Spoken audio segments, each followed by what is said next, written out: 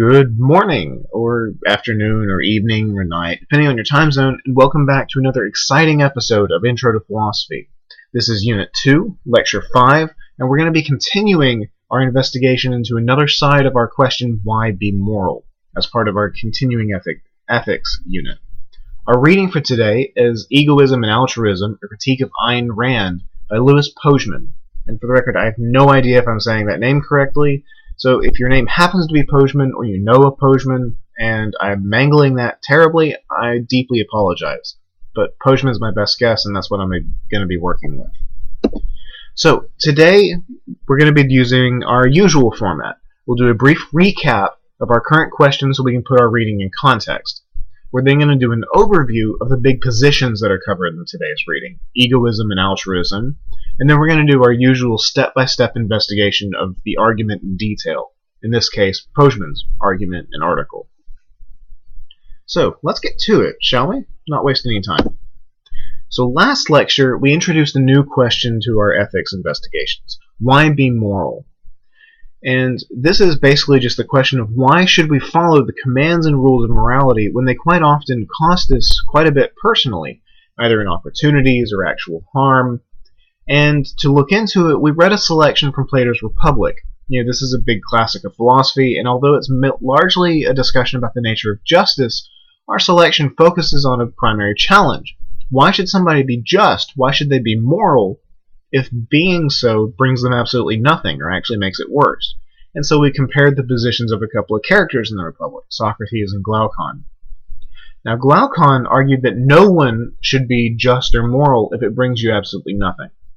Glaucon, again a character in the dialogue of the Republic, argued that justice is only valuable because of what it brings us. It's a necessary evil that we put up with because nobody wants to have injustice done to them. But if you could get away with being immoral, you would do so, and it honestly would be in your best interest, so you should do it. Now Socrates argued the opposite, if you recall, saying that acting justly, acting morally, is actually in our best interest. If we live unjustly, Socrates said, then we're actually causing harm to our soul. We're allowing our reasoning part to sort of wither and die off and get pulled around and yanked around by our desires and our passions. So Socrates said that only by living justly can we actually live a good life. So in this way, Glaucon and Socrates are sort of debating the different aspects of what sort of motivations should you have for being moral. Why should we listen to these things? Now, interestingly, both of these positions, while they're quite opposed, they have something in common.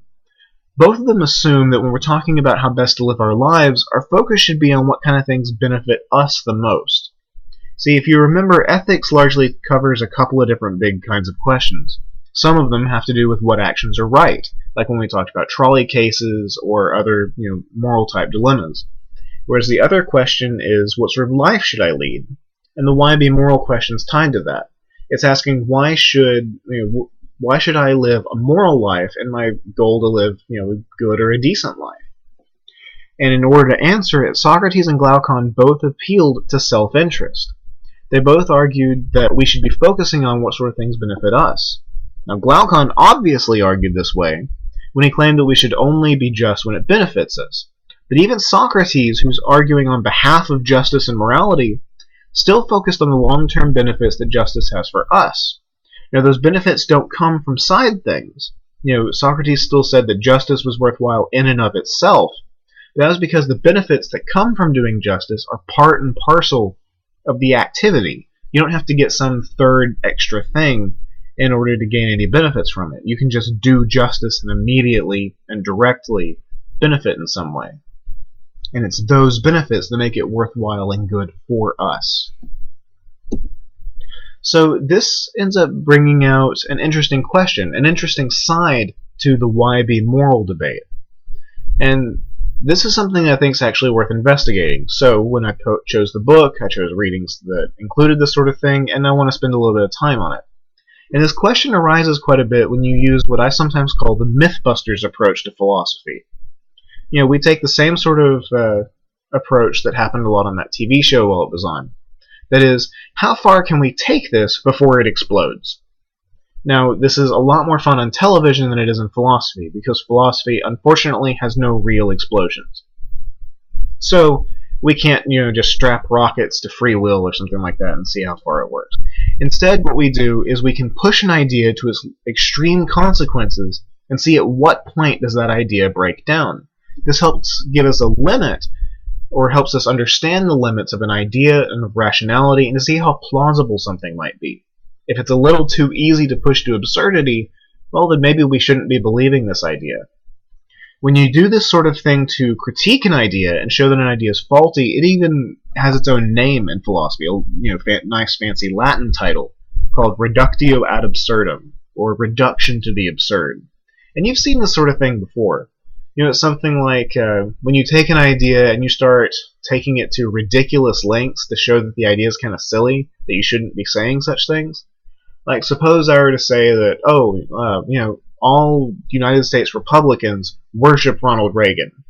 And then I started pointing out how, if you worship Ronald Reagan, you've got to have a shrine in your basement, and you've got to start, worshiping Reagan in your Sunday church services or something like that. It's pointing out all the really silly and ridiculous implications that come from an idea when you push it to those limits. Now, in this case, we're going to be doing something similar by seeing if you can push an idea like this, that we should be focusing on self-interest, and see how far we can take it. We're not critiquing the idea of self-interest explicitly, but we're going to be using this kind of approach of pushing the idea and seeing how far it can go to kind of guide our investigation and guide the lectures and the material we'll be going over. So Socrates and Glaucon both argue that self-interest should be a big thing that convinces us to be moral or not, but neither of them said that you should only focus on self-interest. That would be quite against some of the other things that Socrates and Plato technically argued for. But it's worth asking, to what extent should self-interest guide our actions? Should I act totally out of self-interest? And this is something I think we ought to look at. And thankfully, our reading today kind of goes into this. So, in particular, our reading today is going to focus a little bit on some of the views of an early 20th century Russian immigrated to American novelist and philosopher named Ayn Rand.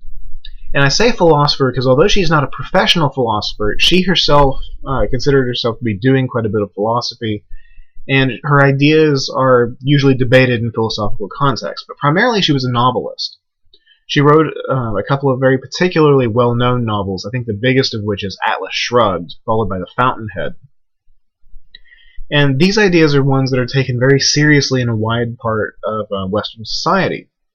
And in particular, she advocated a position that can be called ethical egoism.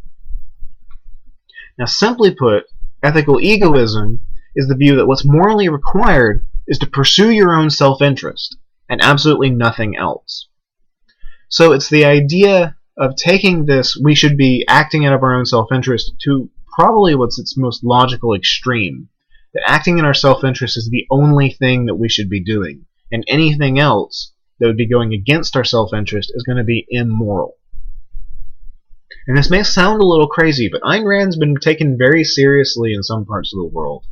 And in fact is still the case today. If you follow United States politics at all, the current Speaker of the House, Paul Ryan, is actually well known for being an advocate of Ayn Rand, and supposedly even has all of his staffers read her novels and philosophical works as required reading in order to work there. Other libertarian politicians, such as Rand Paul and his father, are both big advocates of Ayn Rand, to the point where Rand is even the kid's name to a certain extent. Both of them, the father whose name I'm blanking on at the moment, and the son, are named after and big fans of the early woman. Anyway, I'm rambling a little bit. Let's keep going on. So, Ayn Rand advocated for ethical egoism.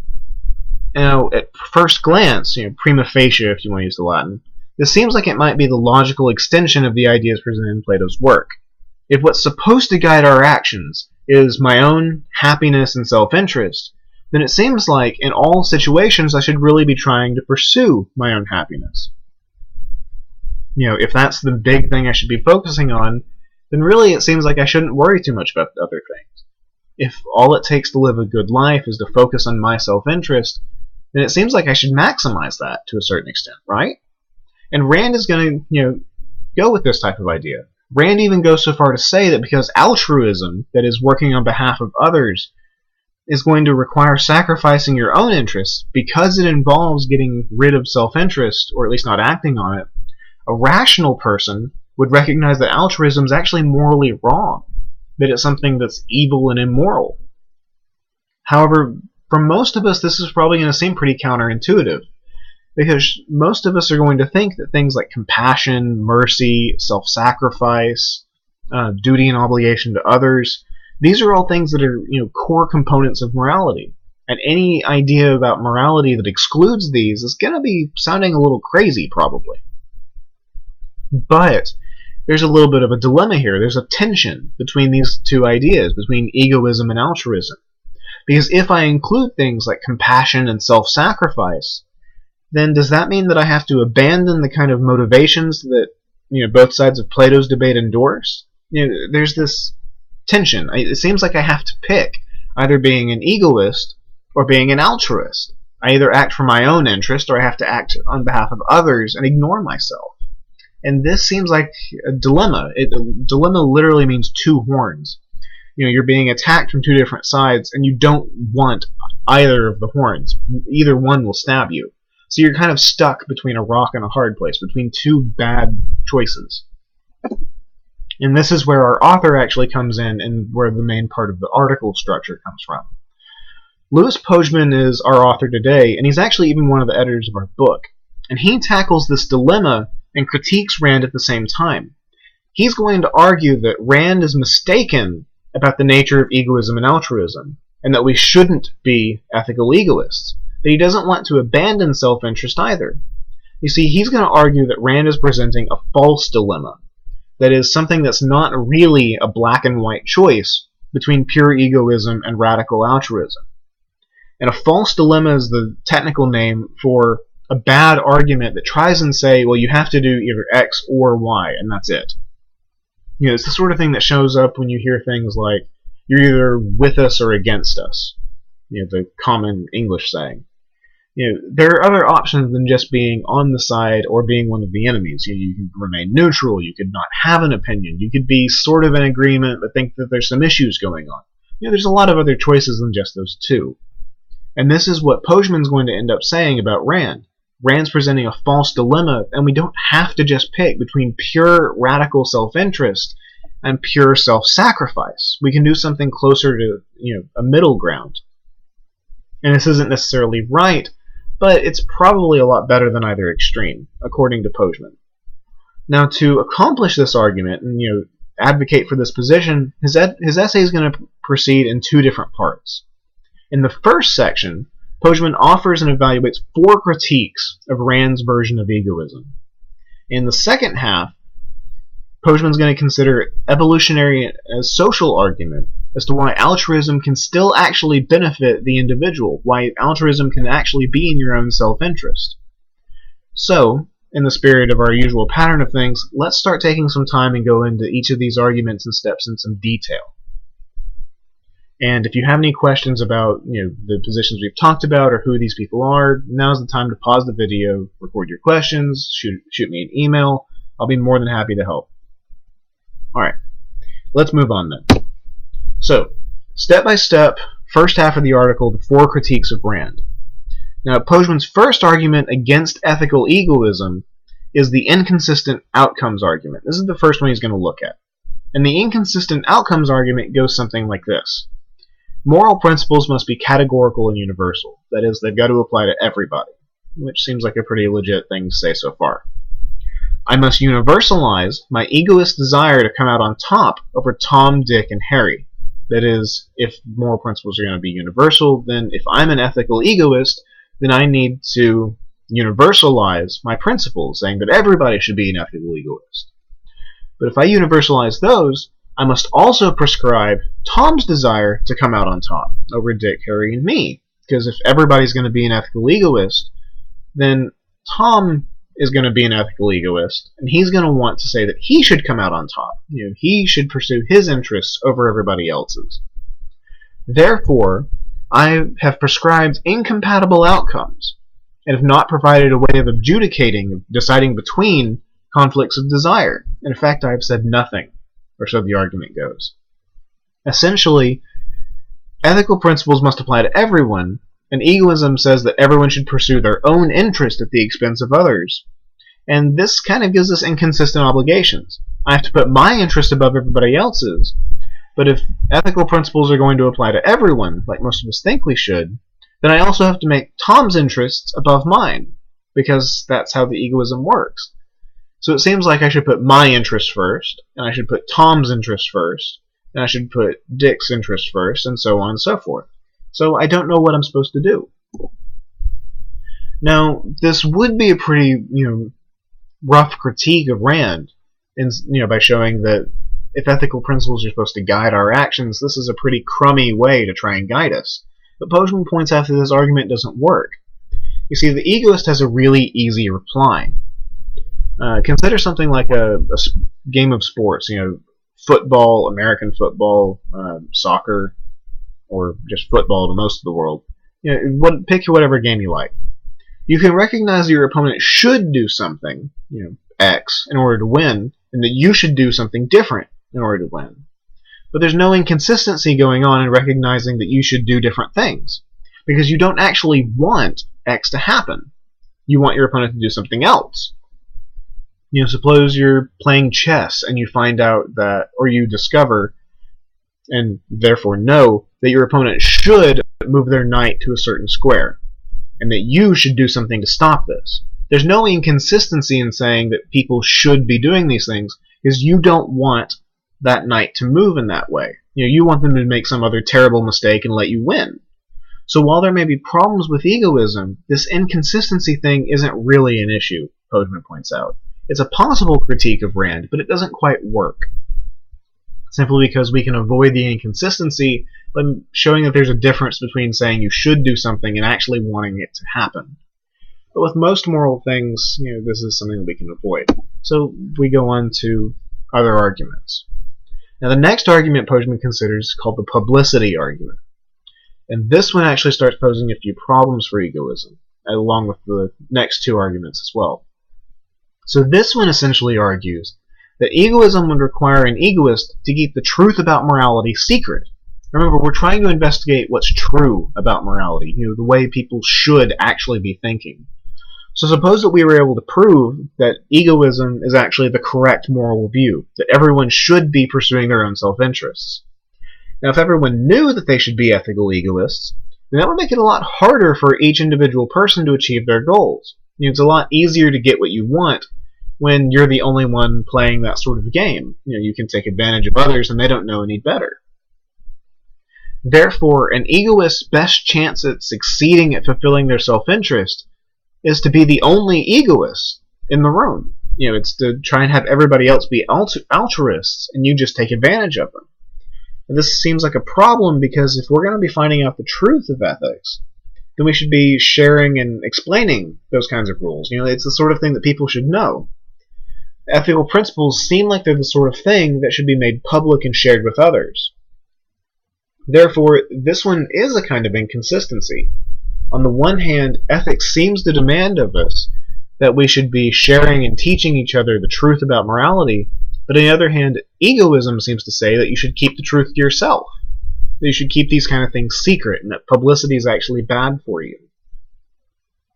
In other words, it would be a bad thing if everybody followed, the true version of morality. And that just seems kind of weird.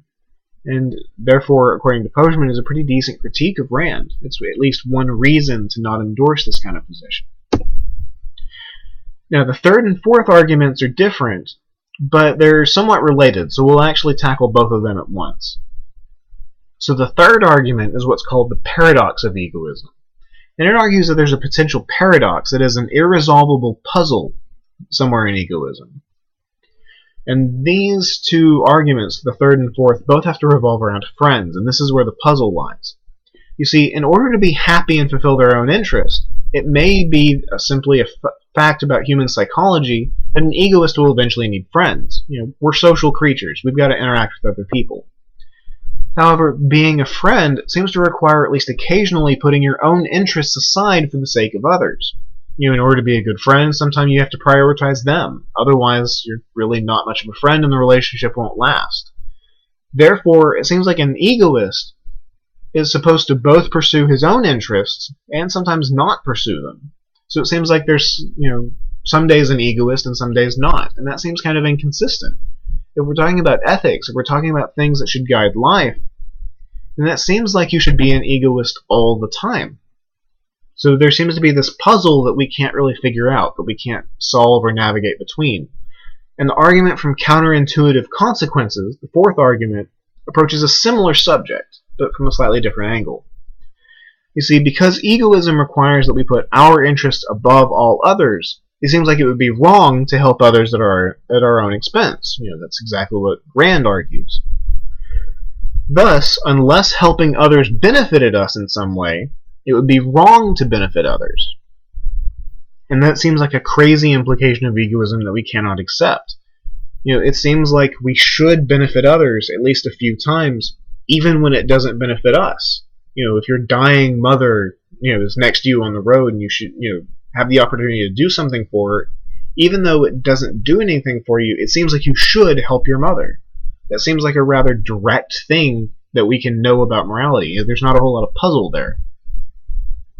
So it seems that friendship and prioritizing other people's interests create a lot of problems for egoism. And the third and fourth arguments that Postman offers sort of highlight this puzzle. They show the difficulties going on here. So this kind of wraps up the critical side of Postman's article. And they all basically highlight reasons not to be a pure egoist. It shows that we don't have to be, or that we shouldn't be, egoists in the way that Rand wants us to be.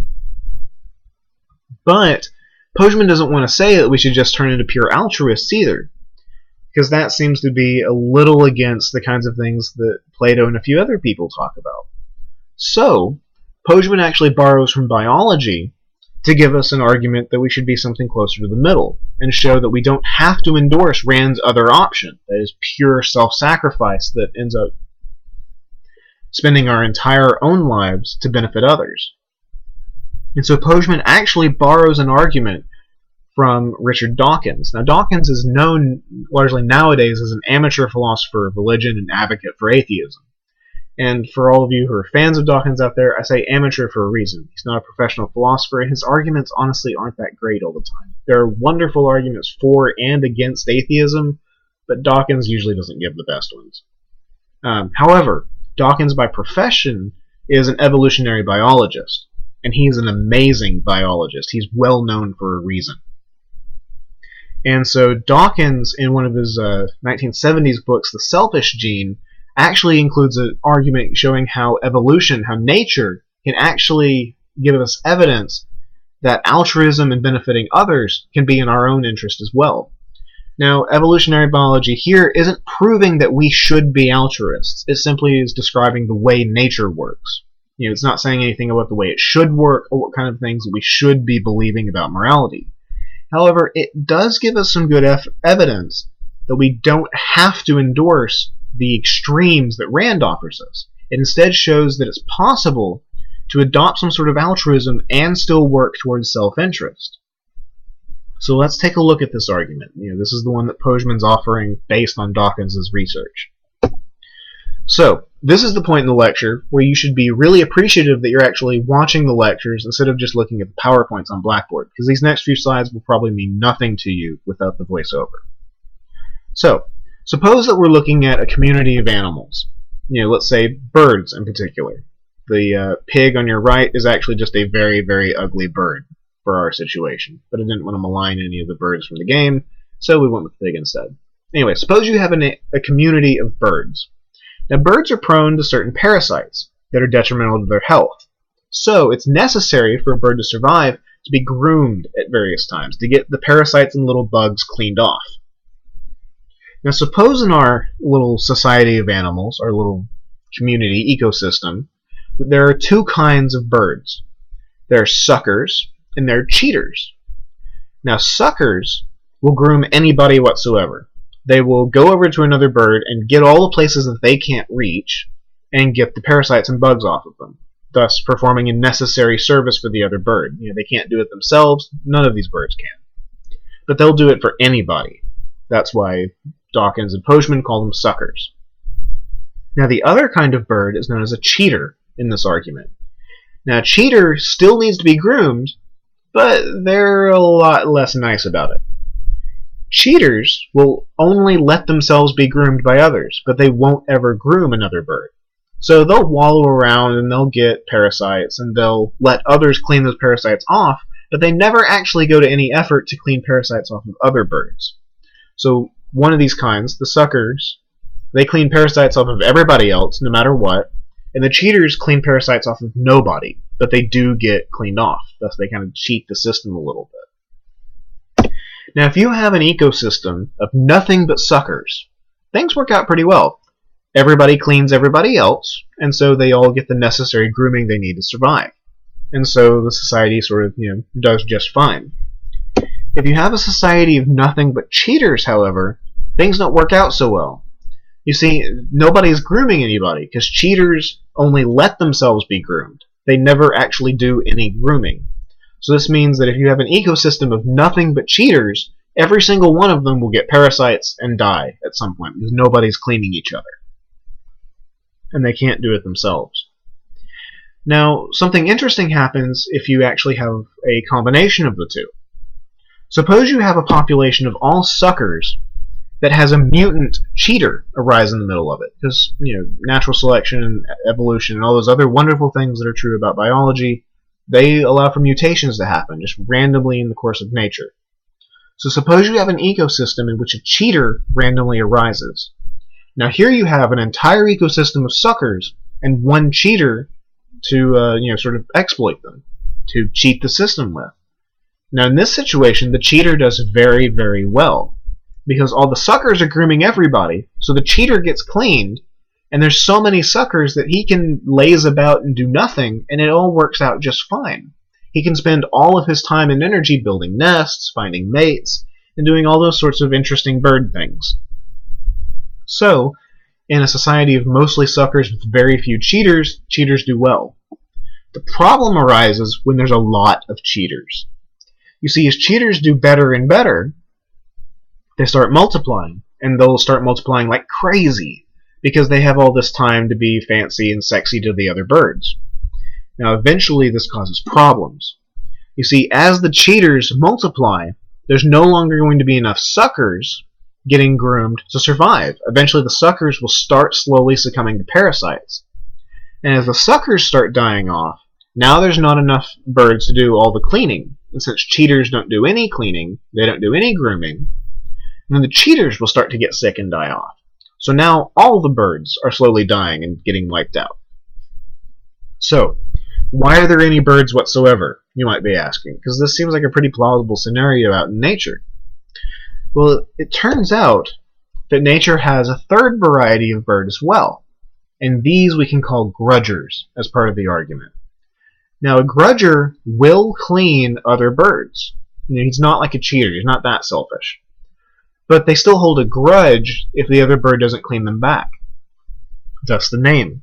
So a grudger will clean other birds, but only if those birds clean the grudger too. They only do it if there's a quid pro quo, there's a back and forth going on. I think I just realized I said quid pro quo, which is kind of a bird pun. So, yeah, unplanned, but not too bad. Anyway, so grudgers clean others, but only in a back and forth mutual relationship. And if they ever find out they've been cheated on, that is, if the other bird doesn't clean them back, they will never clean that bird again. They will hold a grudge against the cheater. Now, in this type of ecosystem, where you've got the mix, here are the results. Like usual, the suckers do alright, but the grudgers do really well, because they're doing just the same thing as the suckers, they're grooming each other. But cheaters don't do well at all. They get ignored the first time they end up cheating. So, as soon as they stop reciprocating the cleaning, they get ignored, they get parasites, and they die off, but nobody else does. So in this kind of ecosystem, a limited version of altruism that is a mutual back and forth benefit of each other works out for all of the individual birds, except for the cheaters. So as far as the point of this whole argument, this sort of data from evolutionary ecosystems shows that reciprocal altruism, that is, altruism that has limits, that is, things like you won't do it to those who exploit you or, try to cheat off of you, this kind of altruism is actually very beneficial to the ones who participate in it. Thus, it's possible to both be some kind of an altruist and have others benefit and things like that be one of your focuses, and still pursue some version of self-interest, according to Pochman. Now, this is philosophically interesting, not just biologically interesting, because this shows that there's actually a possible middle path between extreme egoism and extreme altruism. And this seems to be a plausible, at least alternative to Rand's kind of dilemma, the two choices we were stuck with. But it still has a few big questions attached. So rather than spending some extra time in evaluating all these, I'll just leave you with some of these big questions, like normal. Namely, this kind of middle path, while it sounds really plausible, we can't just automatically accept it. If we're going to be good philosophers, we have to ask ourselves a few things. Namely, we should still ask if the egoist has replies to any of the critical arguments, that is, should we actually accept one of the extreme positions, like extreme egoism, and we also don't know if we should even be looking at self-interest in the first place. Is there some other reason that we should be considering as a reason to be moral? What kind of reasons could these be? We can also ask, should we even be looking to biology as any evidence for ethics and morality, even if it's just to show the possibility of a kind of position? So these are the kinds of things that you should be looking at as you think about and reflect on and do some evaluating on these different positions. Your journal this week will ask about Socrates and Glaucon, but you should probably be thinking about this kind of question as well, especially as you look towards your exam at the end of the unit. So keep these in mind. Shoot me any questions or issues that you have with the material, things you're not understanding, or things that just aren't clear still. And happy thinking and good luck. I'll talk to you guys next time.